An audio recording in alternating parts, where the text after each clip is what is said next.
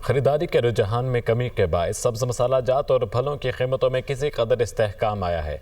कई एक अशिया की कीमतों में कदर कमी भी देखने में आई है। सूरत हाल पर तफसील से रोशनी डाल रहे हैं लाहौर से सोहेल कैसर।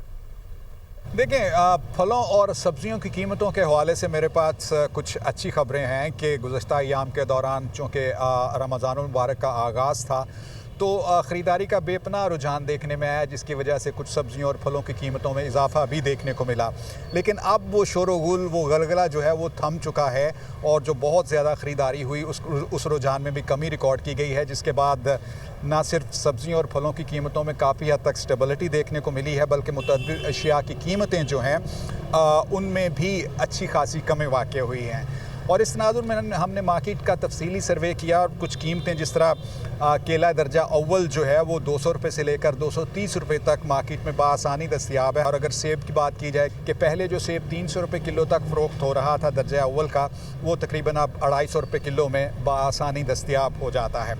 अलबत्ता अमरूद की जो कीमत है उसमें कमी देखने को नहीं मिली।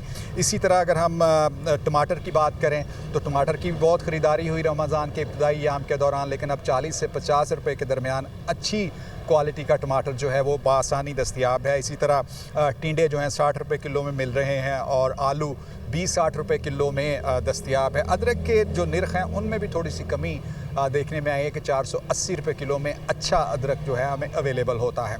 और बहुत अच्छी बात हो कि अगर ज़िला इंतज़ामिया जो है इस हवाले से मज़ीद फ़ाल किरदार अदा करे तो इन कीमतों को मज़ीद नीचे लाया जा सकता है। जी।